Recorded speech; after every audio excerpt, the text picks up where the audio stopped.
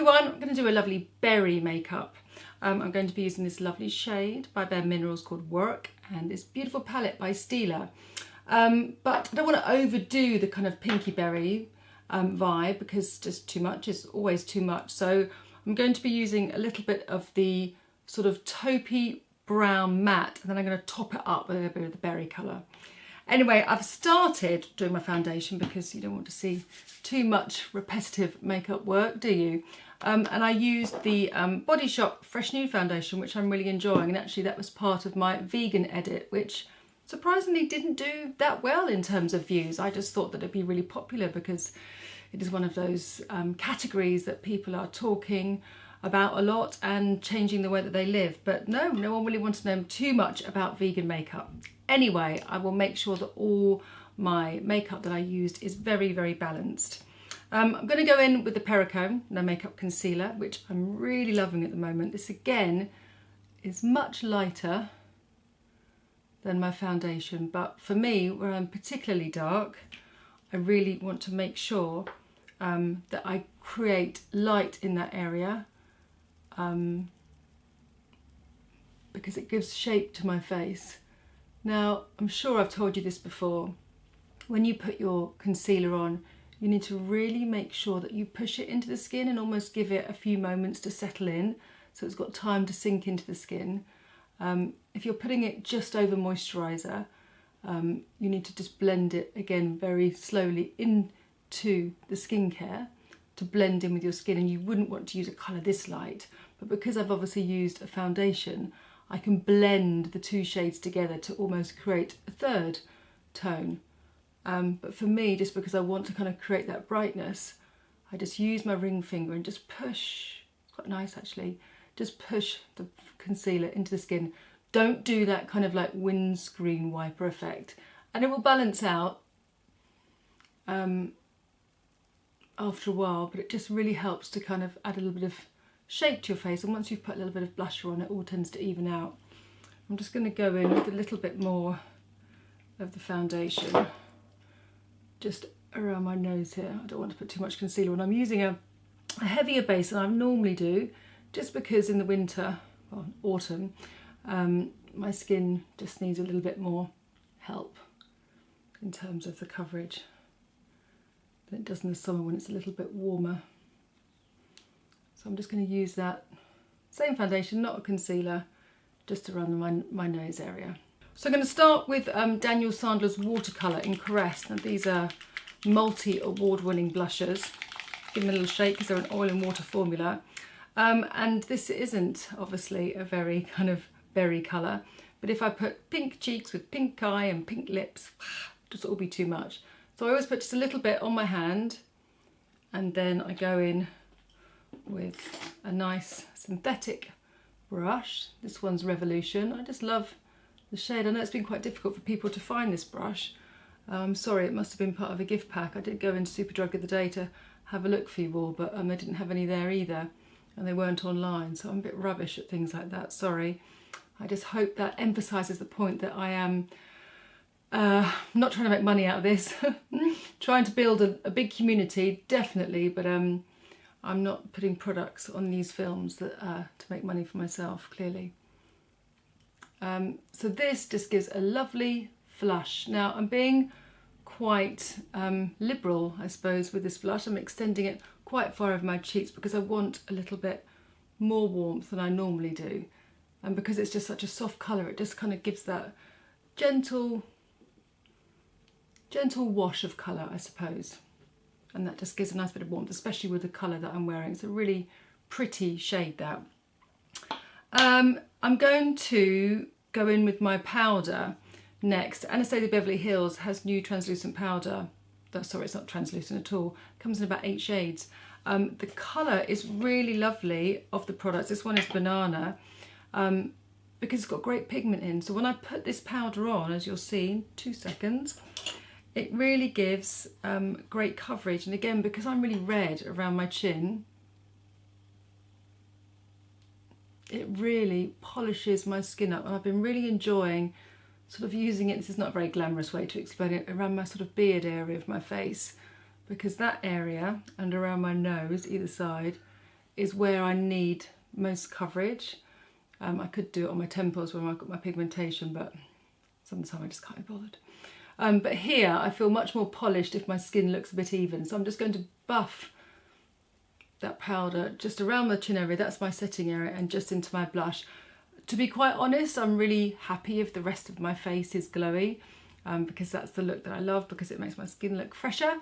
But it's my sort of red chin that I don't like. So this powder is really, really good. If you need more coverage, this is the one in Banana, then I would definitely recommend using this, because it's super fine, it feels soft, not as soft as the By Terry with the hyaluronic, but soft enough, but it just gives lovely coverage, so I'm really happy with that. I'm going to leave the bronzer and stuff till later. I'm going to get on with my brows, and I'll do those really quickly for you because I know you've seen me do it all the time, but I just want to emphasise this Delilah brow brush. I've gone back to using this. I used to use it years and years ago. I think I use it on some of my earlier films, but it's just really long lasting for a kohl pencil. Sometimes the kohl pencils can slip. If you find that your kohl pencil does slip when you put it on, make sure that you've removed all your moisturiser or maybe some damp foundation. So just get a bit of micellar water, wipe it over your brow, dry it, and then put your brow product on. You'll find you'll get much more longevity out of your brow product. But it's this formula of the Delilah brush that I really like. Now that's quite quick and effortless. I was going to do that and cut it out to not bore you to tears of doing my eyebrows, but I managed to talk my way through it.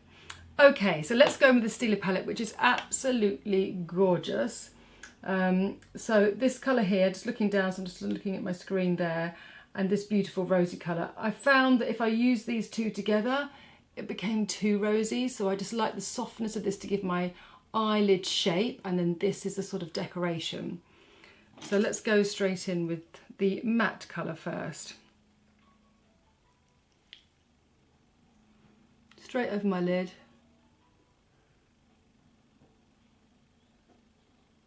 And it's such a soft pigment. You see how quickly that goes on? And what I want to do is create that lovely soft hue just above my socket, which will make my eye look bigger. And look, I haven't even blended that. That's just, you know, when you buy good quality shadows, it just makes life easier for yourself. I do think that it's worth investing in a good shadow, because that is effortless. And I think most people who find makeup application difficult do struggle with eyeshadow. So I've literally just placed it on the brush, just blend that base through. There's a little bit of crease of concealer, but even with that dampness of the concealer, you can see how effortlessly it just glides on. And again, this is just such a lovely sort of matte, mauvey, warm shade, which quite frankly looks beautiful just by itself actually. I'll definitely wear this by itself. But what I do like is that it really helps to shape my eyes, as it just takes the shape over my lid, not concentrating too much. And again, it's just really soft and delicate. So what I will do now is I'm going to take a flatter brush here. This is the Zoeva, oh, I'm sorry, I will link it below. It's a short stubby brush, which is brilliant for just putting the colour onto the brush and keeping it nice and dense, just like I would do with my cotton bud. And I'm going to really wedge that underneath my lashes because I want to make my eyes look soft and smoky. But on the outside here, it's this area here, especially if you're like me where it's sort of collapsing slightly, that's where you need to get the darkness just in that corner to really, you can see compared to my other eye now, how that really opens out the eye and shapes it. You can see none of the product has fallen down on my face.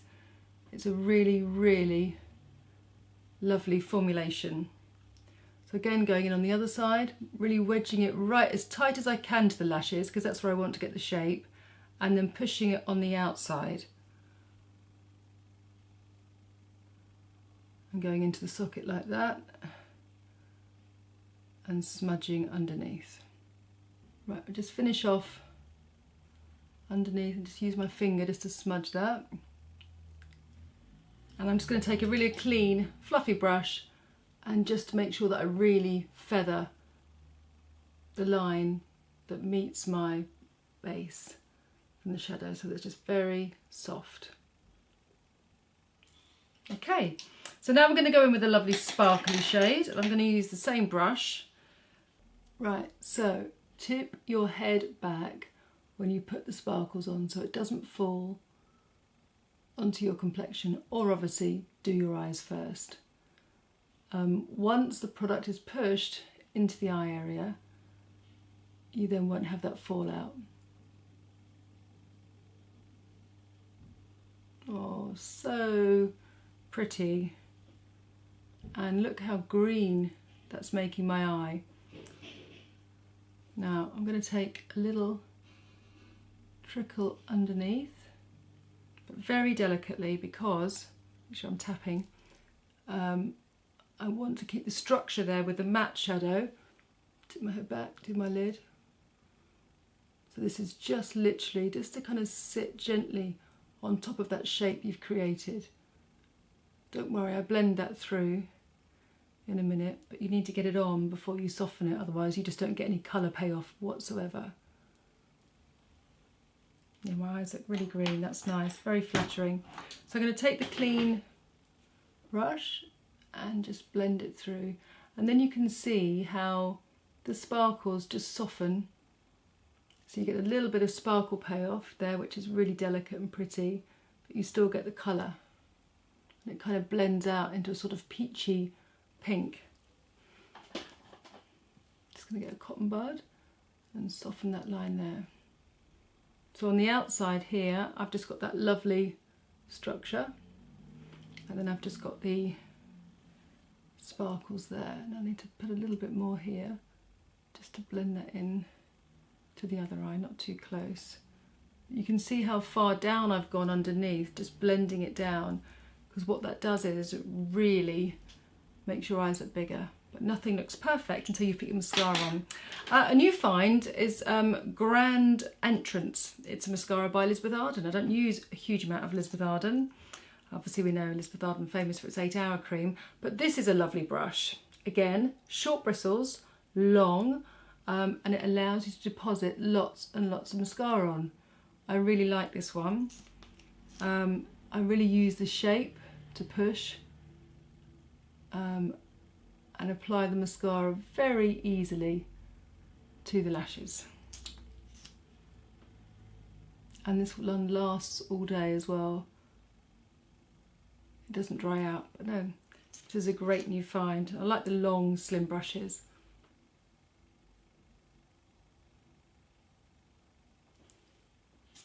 So I'm glad you liked Ruby Hammer. I've got a few more guests coming in as well. It's just nice to have a bit of variation from my old face all the time, especially because Ruby's darker skin than me, gives more variation. So she's going to come back and I'm going to do her makeup, and we're going to see what she does to her face in the morning. Unfortunately, we did do some other films together, but I had technical issues, which is the first time ever, which is a real shame. So I felt like I let her down, but anyway, she's so nice. She's coming back in.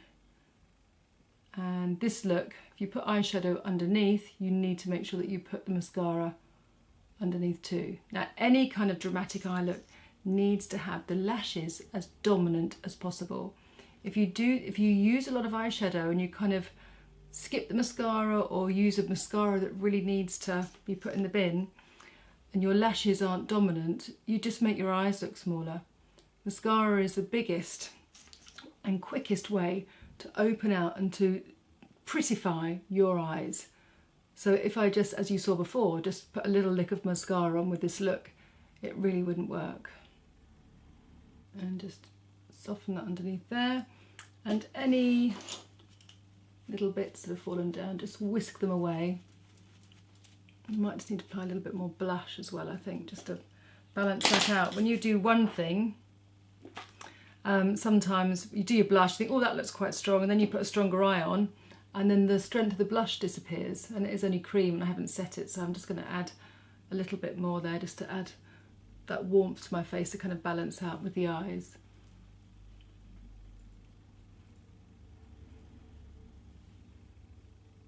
Nice. Love this colour, really, really sweet. Got a few little sparkles. What I should have done is done my eyes first, and then I could have done a perfect base, but hey ho, that's life. Right, my lip. I'm going to first start with, I love this one from Bare Minerals. I'm going to start first with the Body Shop lip definer. And this shade is, I was looking for this earlier, I can't find what shade it is. That's annoying. I can't tell you what shade that is. It must have come off on the sticker. Anyway, this is the colour. I don't do too many. Just because I'm using a lip gloss, it's actually very creamy, by the way. I just want to make sure that I've got a little bit of shape and control over my top lip. So I'm just using the side of the pencil. Try not to do it like that. If you use the side of the pencil, you used to get this nice diffused edge, so it's not a line. So when it does wear off, you haven't got literally a skinny line that you've drawn around your mouth.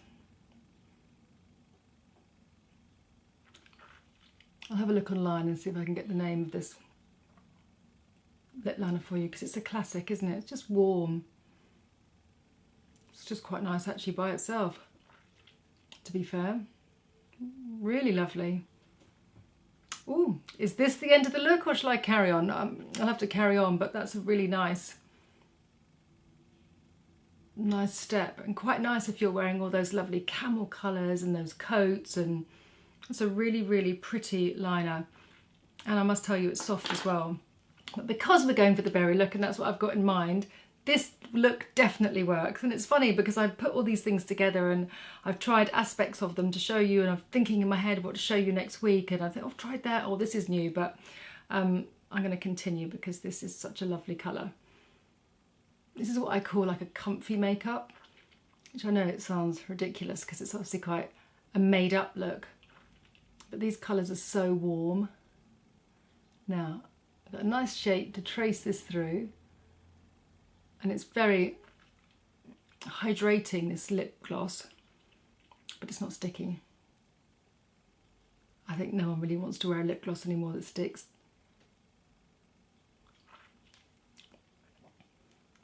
Comfort in makeup is so important, I think, nowadays.